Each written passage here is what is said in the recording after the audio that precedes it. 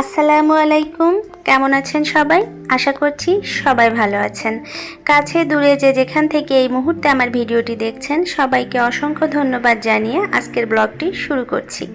আশা করছি আজকের ভিডিওটি আপনাদের ভালো লাগবে। যদি ভিডিওটি ভালো লেগে থাকে তাহলে প্লিজ একটি লাইক দিয়ে ভিডিওটি দেখা শুরু করুন।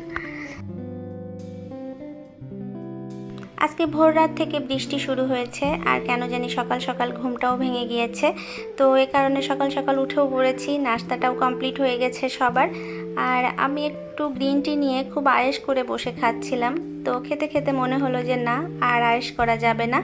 যেহেতু এত বৃষ্টি হচ্ছে সেহেতু কাজের খালাটা কিন্তু আজকে আর আসবে না, সেহেতু আমাকে রুটিন মাফিক কাজগুলো কমপ্লিট করতে হবে। এ কারণে আয়েশ ছেড়ে খুব দ্রুতই চাটা কমপ্লিট করে নিয়েছি।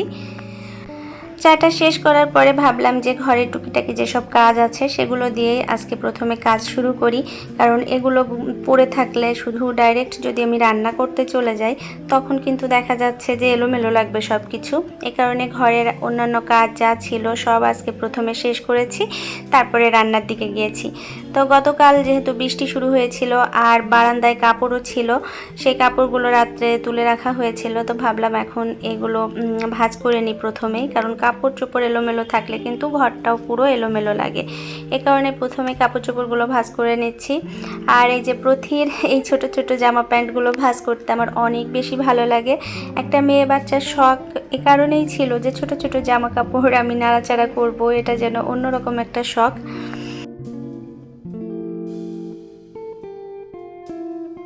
এই মুহূর্ত পর্যন্ত যদি কেউ আমার ভিডিওটি দেখে থাকেন তাহলে প্লিজ ভিডিওতে একটি লাইক দিয়ে দিবেন। আর যদি ভিডিওটি কোনো কারণে ভালো লেগে যায় তাহলে চ্যানেলটি সাবস্ক্রাইব করে আমার সাথেই থাকতে পারেন। এরকম আরও ভিডিও যদি দেখতে চান তাহলে পাশে থাকা বেল বাটনে প্রেস করে রাখুন, তাহলে আমার ভিডিও দেওয়া মাত্রই আপনাদের কাছে নোটিফিকেশন চলে যাবে।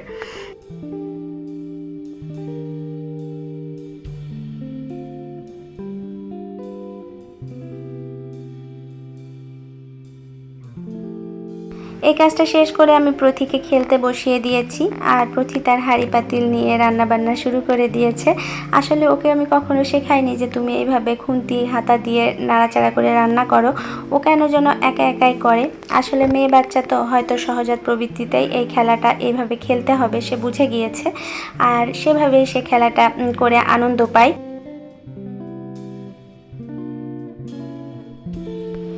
এই যে দেখুন আমার ড্রয়িং রুমের কি অবস্থা। আসলে গতকাল রাত্রে প্রথি এখানে ওলটপালট করে সব কিছু এলোমেলো করে খেলাধুলা করেছিল, তো অত রাত্রে আর কোনো কিছু গোছাতে ইচ্ছা করেনি, সব কিছু এলোমেলোই ছিল, ওভাবে রেখে আমরা ঘুমিয়ে গিয়েছিলাম। আর এখন সকালে উঠে এটা যদি না গুছিয়ে আমি অন্য কাজে চলে যাই তাহলে কিন্তু আমার মন বসবে না, এলোমেলো ঘরটা লাগবে। এ কারণে প্রথমে এখন এই ঘরটাও আমি গুছিয়ে নিচ্ছি। আমার কাছে বৃষ্টির দিনে কিন্তু কাজ করতে ভালো লাগে না। মনে হয় বৃষ্টির দিনে একটু বেশি সময় ঘুমাবো, একটু দেরি করে ঘুম থেকে উঠবো, একটু চা খাবো, ক্রিয়েটিভ কোনো কিছু করব, বই পড়বো বা একটু টিভি দেখবো, একটু ভালো সময় কাটাবো, গল্প করব ফ্যামিলির সাথে, এরকম মনে হয়। কিন্তু দুর্ভাগ্য আমার, বৃষ্টির দিন হলেই আমার বেশি কাজ করতে হয়, কারণ বৃষ্টি হলে সেদিন আর আমার কাজের খালাটা আসে না। আসলে কাজের খালা যেহেতু আছে সেহেতু তার নির্দিষ্ট কিছু কাজ আছে যেগুলো সে করে, আর আমার নির্দিষ্ট কিছু কাজ আছে যেগুলো আমি করি। কিন্তু যেদিন সে আসে না সেদিন তার কাজ আমার কাজ সবগুলোই আমার করা লাগে। তখন এই যে রুটিন মাফিক যে জীবনটা সেখান থেকে কিন্তু আমাকে বের হয়ে আসতে হয়, আর সেটাই কিন্তু তখন ঝামেলা তৈরি করে। দেখা যায় যে অনেক বেশি কাজ করতে হয়।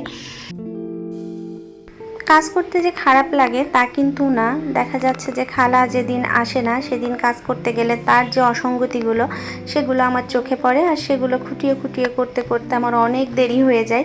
কারণ উনি তো ওনার মতো করে চলে যান, ওনার তো দায়বদ্ধতা ওই রকম নেই, কিন্তু আমার তো আছে, আমি তো আর এলোমেলো রাখতে পারি না।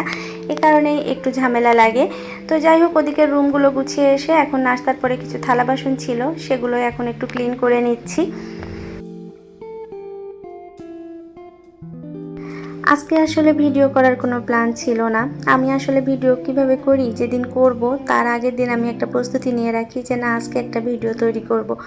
তো আজকে অবশ্য সেরকম কোনো প্ল্যান ছিল না, তারপরও ভাবলাম যে না, যেহেতু কাজকর্মগুলো করছি তো একটু ছোট্ট করে ভিডিওটা করে রাখি।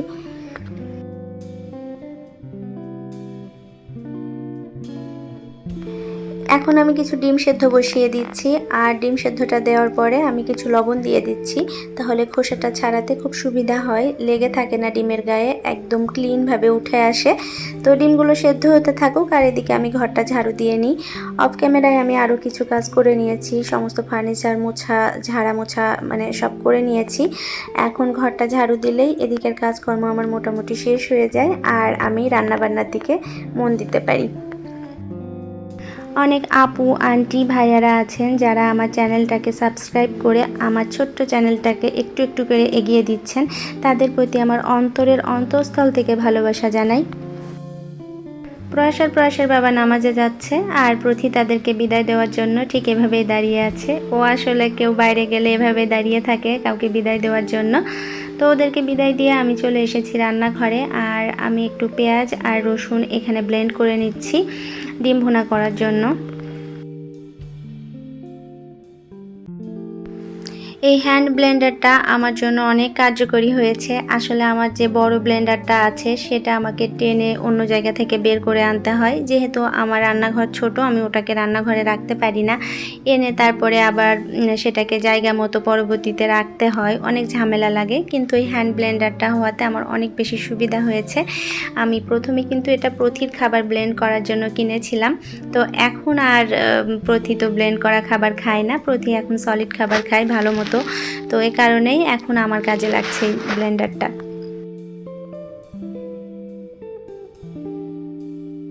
আজকে খিচুড়ির সাথে আমি চেয়েছিলাম চিকেন রান্না করতে, কিন্তু প্রয়াসের বাবা বলেছে সে খিচুড়ির সাথে ডিম ভুনা খাবে, এ কারণে তার পছন্দকেই আমি প্রাধান্য দিয়েছি। আর যেহেতু তার জ্বর এসেছে, এখন মুখে যেটা খেতে ভালো লাগে সেটাই রান্না করা উচিত, এ কারণে তার যেটা পছন্দ আমি সেটাই রান্না করেছি, চিকেন বাদ, এই আর কি। এখানে আমি পেঁয়াজ, মরিচ, রসুন, গরম মশলা যা যা লাগে, কাঁচামরিচ, জিরা সব কিছু দিয়ে বেশ কিছু সময় ভেজে নিয়েছি। আর এখন চালটা দিয়ে একটু ভাজা ভাজা করে নিব, একটু বলতে ভালো মতোই ভাজা ভাজা করব যেন খিচুড়িটা ঝরঝরে হয়, এ কারণেই। আর এই যে বেশ ভালো মতোই কিন্তু ভাজা ভাজা হয়ে এসেছে। আর এখন আমি পানি দিয়ে দিব পরিমাণ মতো। আসলে এখানে আমি আন্দাজেই পানিটা দিয়েছি, রান্না করতে করতে আসলে আন্দাজ হয়ে গিয়েছে এখন যে কতটা দিলে আসলে ঠিকঠাক হবে বা পারফেক্ট হবে। তো সেই অনুপাতেই আমি পানি দিয়ে নিয়েছি। সংসার জীবনের প্রথম দিকে খিচুড়ি রান্না করতে গেলে আমি একদম যে গলা গলা খিচুড়ি আছে সেটা করে ফেলতাম, পোলাও করতে গেলেও সেম অবস্থা হতো, নরম একটা পোলাও রান্না করতাম। তো এখন দীর্ঘদিন এগুলো করতে করতে এখন একদম পারফেক্ট হয়, এখন আন্দাজে পানি দিলেও সব কিছু ঠিকঠাকই থাকে।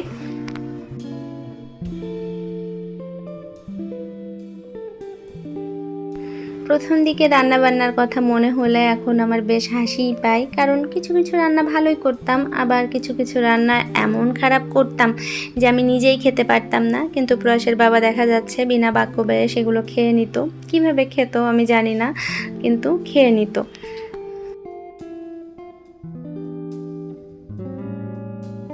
কথা বলতে বলতে এই যে ডিমগুলো ভাজা হয়ে গেছে, আমি উঠিয়েও নিয়েছি। আর এই ডিমগুলো একটু লাল করে না ভাজলে আমার কাছে ভালো লাগে না, কেমন যেন ফ্যাসফ্যাসে লাগে, এ কারণে ডিমগুলো একটু লাল করে ভেজে নিয়েছি। আর এখানে এখন পরিমাণ মতো তেল দিয়ে তার সাথে আমি কিছু পেঁয়াজ দিয়ে ভেজে নিয়েছি। আর ওই যে পেঁয়াজ আর রসুন বেটে রেখেছিলাম সেটাও এখন দিয়ে মশলাটা কষিয়ে নিব।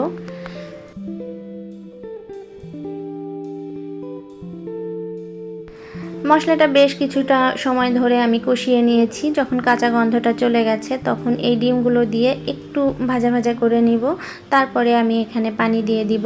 অন্যদিন নর্মালি দেখা যাচ্ছে আমি পানি দিয়ে পানিটা ফুটে উঠলে ডিমগুলো দিই, তো আজকে মনে হলো যে না, আমি আগে ডিমগুলো দিয়ে একটু কষিয়ে নিই তারপরে পানি দিই। তো এই তো পরিমাণ মতো পানি দিয়ে দিয়েছি, আর এখন রান্নাটা হয়েও গিয়েছে প্রায়। এখন আমি রান্নাটা যেহেতু কমপ্লিট হয়ে গিয়েছে, তরকারিটা ঢেলে নিচ্ছি।